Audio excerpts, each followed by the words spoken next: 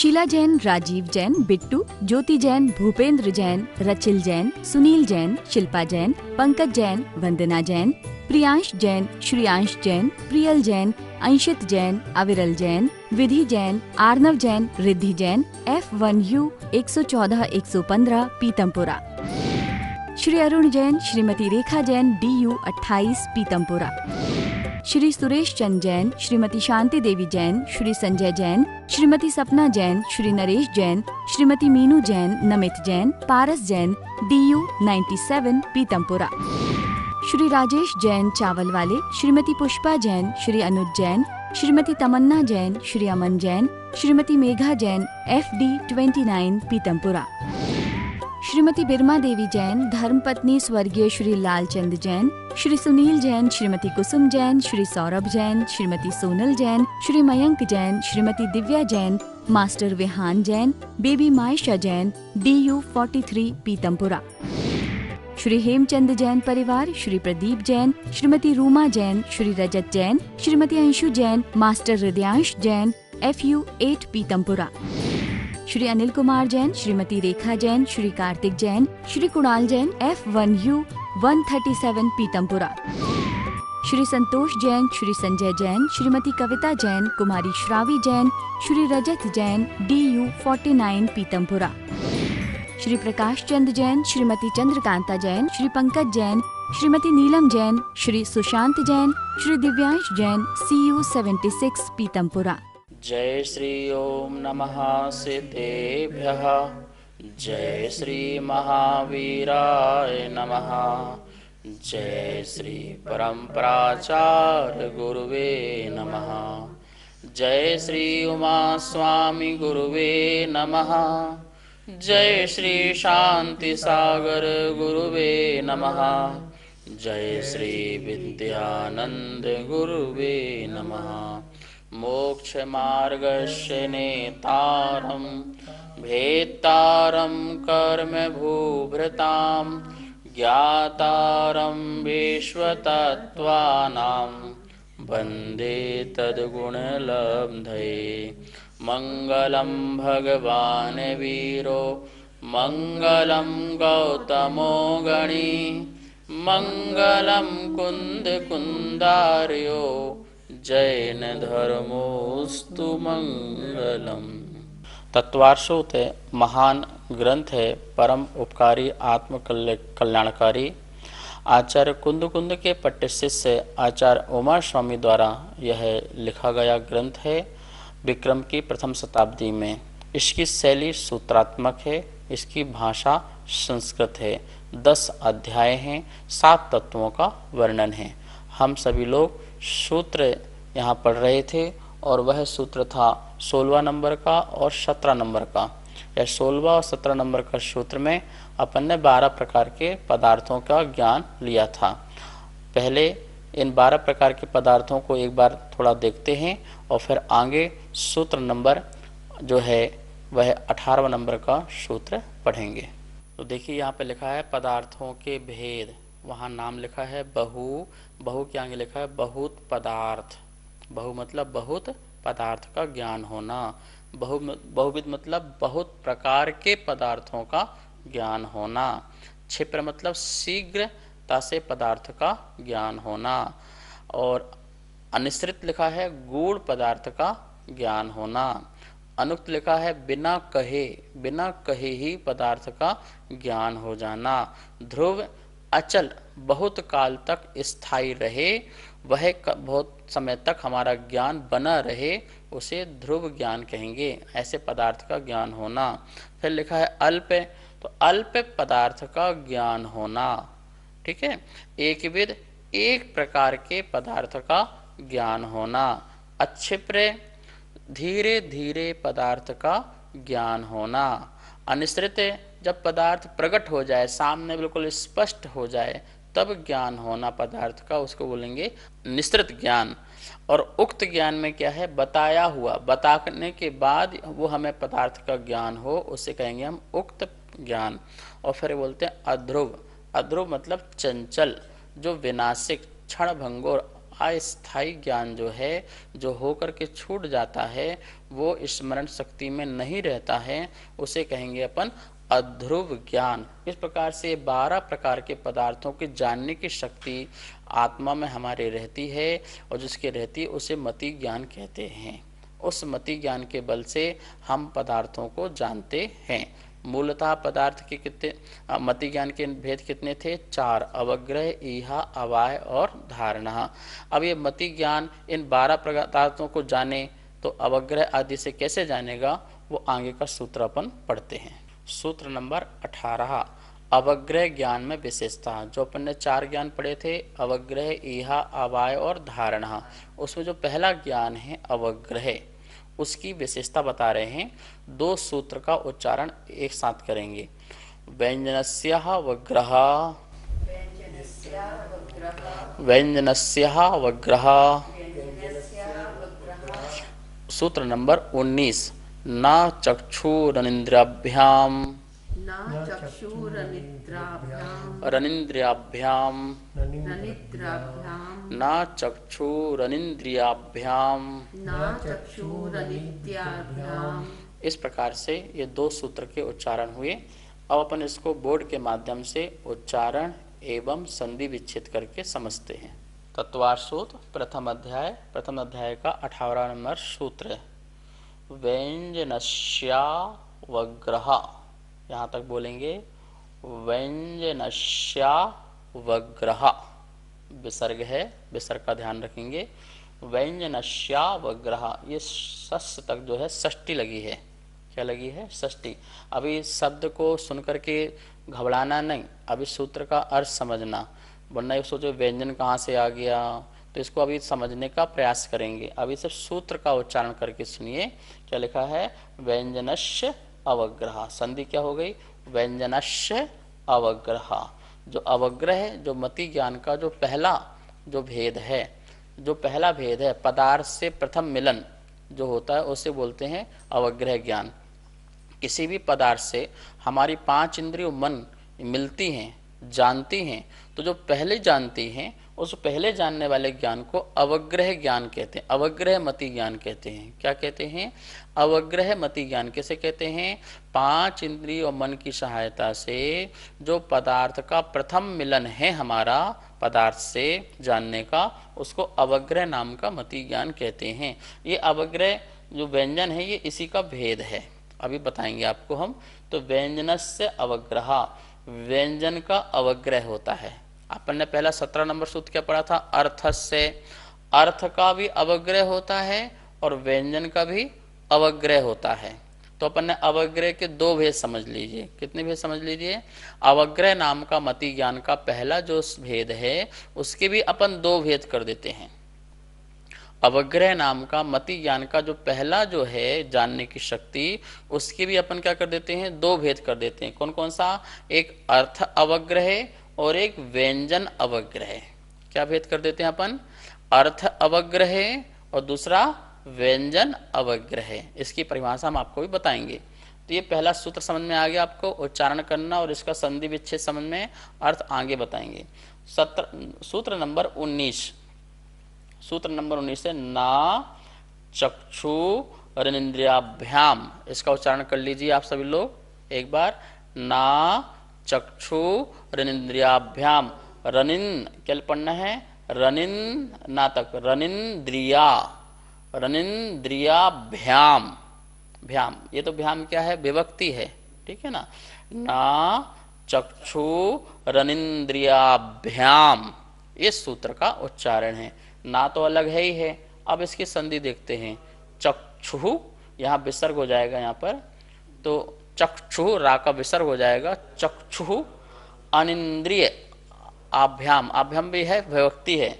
चक्षु अनिंद्रियाभ्याम, क्या हो गया? चक्षु अनिंद्रियाभ्याम। तो इस प्रकार से चक्षु मतलब आंख, चक्षु मतलब क्या होता है? आंख। और अनिंद्रिय, अनिंद्रिय का अर्थ आपको पहले बताया था। अनिंद्रिय मतलब मन, अनिंद्रिय मतलब जो इंद्रिय किंचित इंद्रिय हो, किंचित इंद्रिय, ईशत इंद्रिय हो, उसे कहते हैं अनिंद्रिय मतलब मन। तो आंख और मन से, आँख और मन से ये व्यंजन अवग्रह होता है। ये वाला जो ज्ञान होता है अवग्रह वाला, व्यंजन अवग्रह वाला जो ज्ञान होता है वो किससे होता है? चक्षु और इंद्रिय से नहीं होता है। क्या लगाना? ना भी लगाना है, नहीं होता है। आँख और मन से नहीं होता है। किससे नहीं होता है? आँख और मन से नहीं होता है। इसका मतलब किससे होता है? जो 4 शेष इंद्रियां बची हैं उससे होता है। आपने 5 इंद्रिय पढ़ी होंगी, स्पर्शन, रसना, घ्राण, चक्षु, श्रोत, ये 5 इंद्रिय और एक मन। ये कितने हो गए? 6। 6 में से 2 निकाल दो, आँख निकाल दो और मन निकाल दो। इससे तो नहीं होता है व्यंजन। किससे होता है? शेष 4 से। कौन से? स्पर्शन, रसना, घ्राण और श्रोत, कर्ण। ये 4 इंद्रिय से कौन सा ज्ञान होता है? अवग्रह का जो प्रथम भेद है व्यंजन, अवग्रह का प्रथम भेद जो व्यंजन है वो सिर्फ 4 इंद्रियों से होता है। कितनी इंद्रियों से होता है? 4 इंद्रिय से। बाकी जो अर्थ वाला था वो 6 से होता है। किससे होता है वो? 5 इंद्रिय से भी होता है और मन से भी होता है। तो अर्थावग्रह जो है वो 6 इंद्रियों से होता है, अर्थात 5 इंद्रिय और मन से। और जो व्यंजन अवग्रह नाम का जो ज्ञान है, जानने की शक्ति है, वो मात्र 4 इंद्रियों से होता है, चक्षु और मन को छोड़ करके। स्पर्श, रसना, घ्राण और श्रोत, इन 4 इंद्रियों से यह व्यंजनावग्रह होता है। अब इनका विशेष अर्थ क्या है? आप बहुत घबरा गए होंगे, ये अर्थावग्रह क्या आ गया, ये व्यंजनावग्रह क्या आ गया। अभी तक तो हमने 12 पदार्थ के नाम तो समझ में आ गया, उनका अर्थ भी समझ में आ गया। अब ये क्या है व्यंजन और क्या है अर्थ, इसको अपन समझते हैं। महानुभाव, आप यहाँ पर सबसे पहले अपन क्रम से इस बात को समझ लेते हैं। पहले 5 ज्ञान, मति ज्ञान, श्रुति ज्ञान, अवधि ज्ञान, मनःपरय ज्ञान, केवल ज्ञान। अभी 4 को डाउन कर दो। अभी मात्र अपन मति ज्ञान लेते हैं। क्या लेते हैं? मति ज्ञान।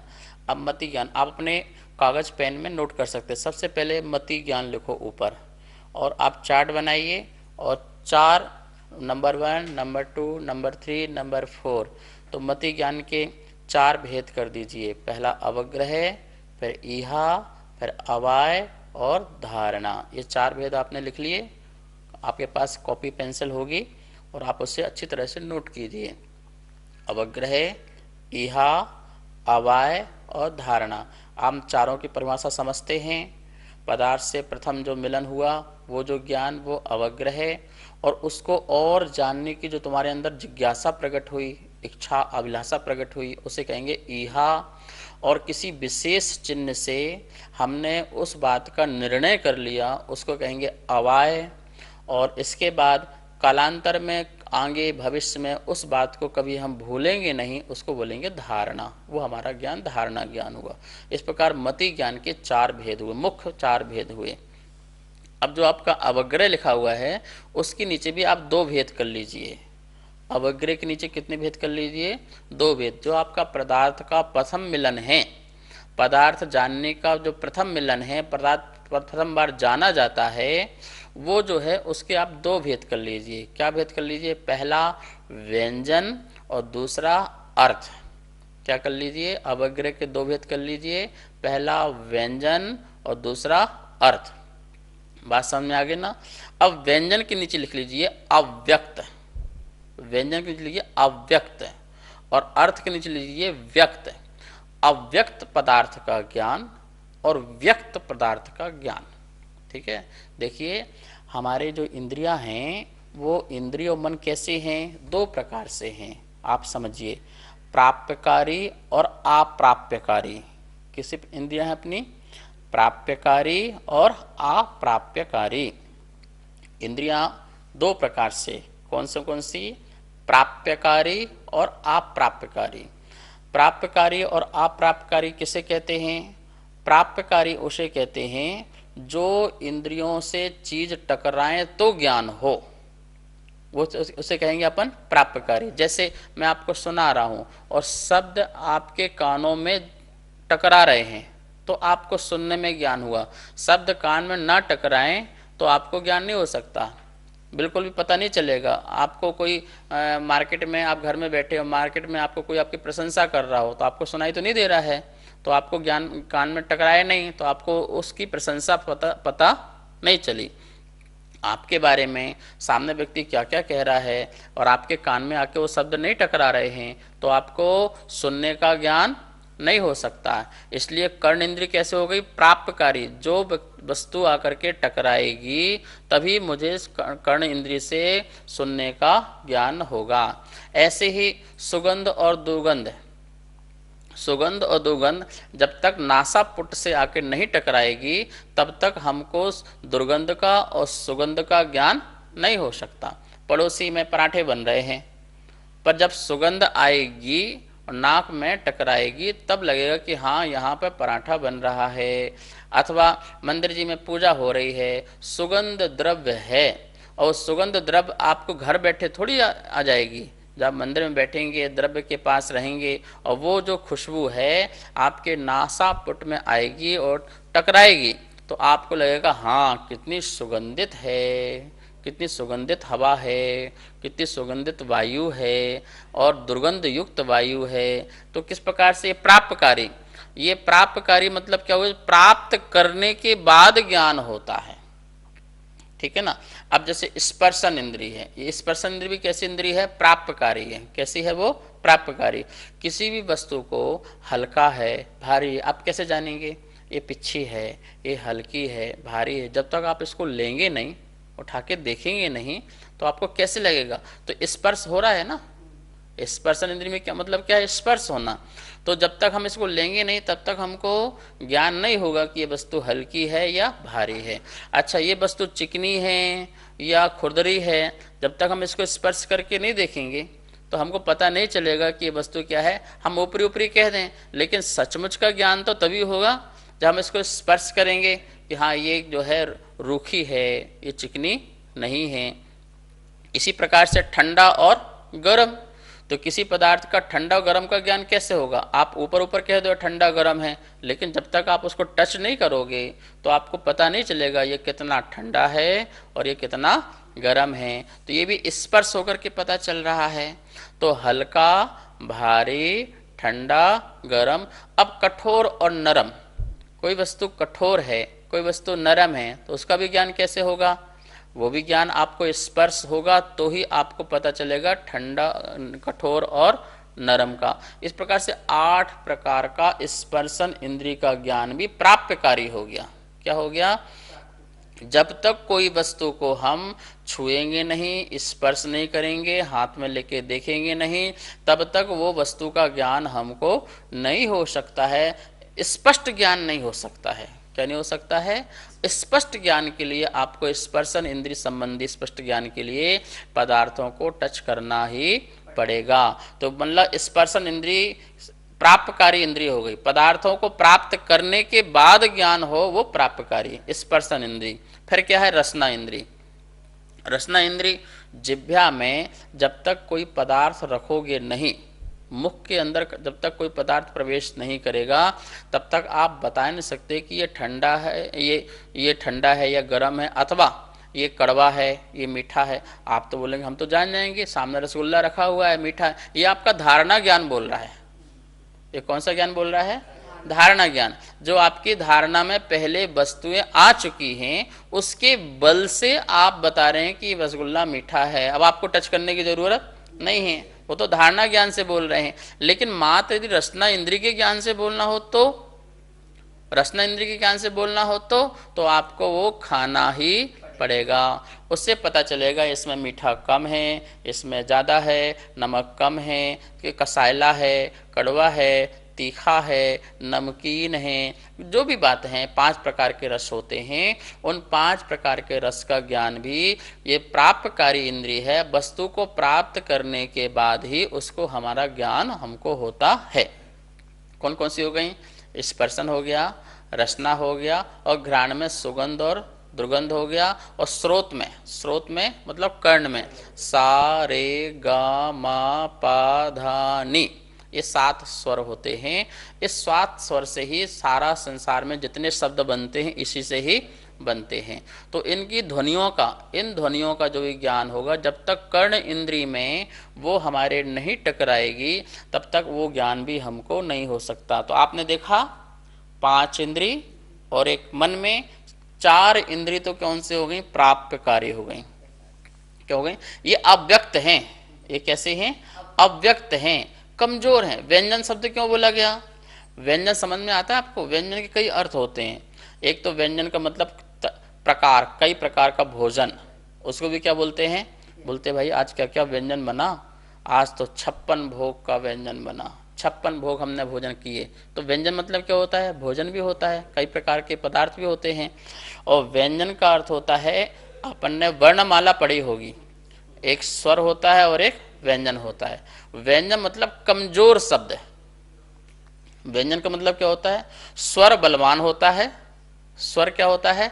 बलवान होता है। स्वयं राज्यते इति स्वरः, स्वयं राज्यते इति स्वरा, जो स्वयं में राज्य करता है, जो पर के अधीन नहीं है, वो स्वर है। लेकिन व्यंजन पराधीन है।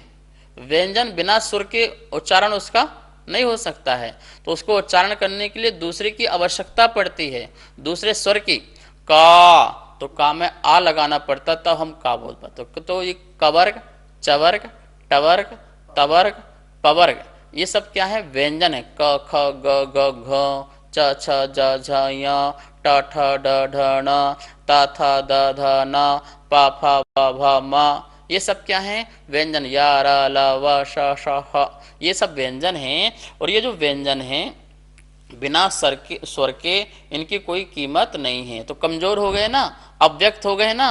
और इस अव्यक्त, इसलिए यहां पर व्यंजन लिया। तो शब्द आदि के समूह को व्यंजन कहते हैं। व्यंजन किसे कहते हैं? शब्द आदि के समूह को व्यंजन कहते हैं।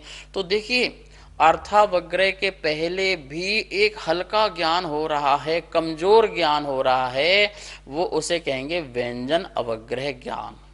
कौन सा ज्ञान हो गया? जो अव्यक्त पदार्थ का भी ज्ञान हो रहा है।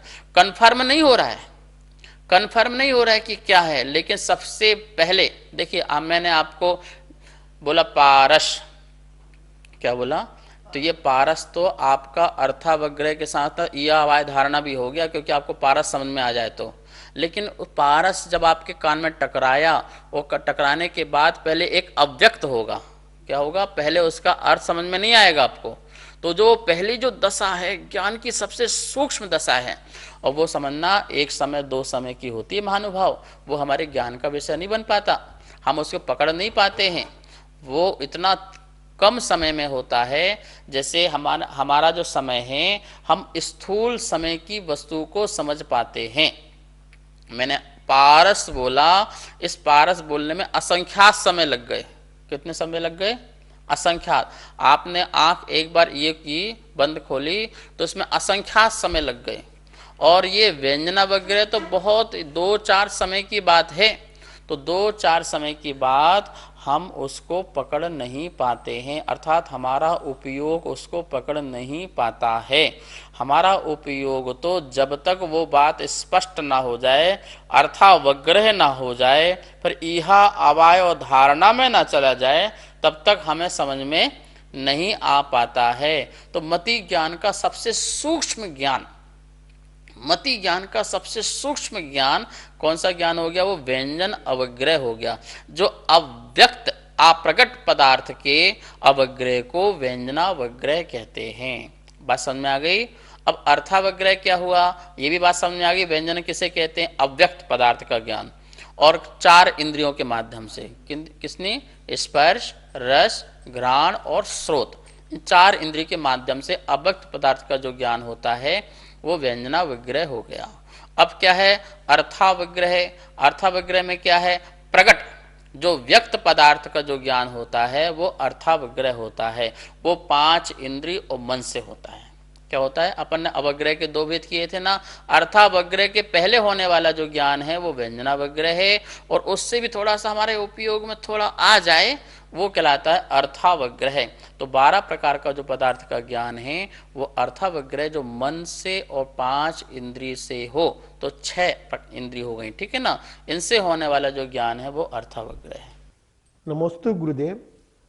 आचार्य श्री, अप्रपकारी कौन सी इंद्रिय है? इंद्रियां 2 प्रकार की हैं, सन्निकर्ष और असन्निकर्ष।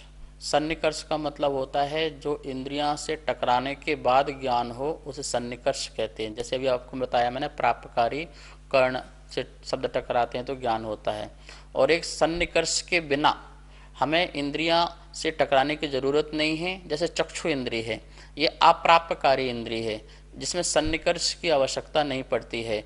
कोई सफेद रंग, काला रंग मेरी आंख पे आके टकराए फिर मेरा ज्ञान हो, ऐसा जरूरी नहीं है। ये अप्रापकारी, क्योंकि यदि टकराएगी तो दिखेगा ही नहीं। कोई सफेद रंग आके टकरा जाए, दीवार आके टकरा जाए तो आपको क्या दिखेगा? कुछ नहीं दिखेगा।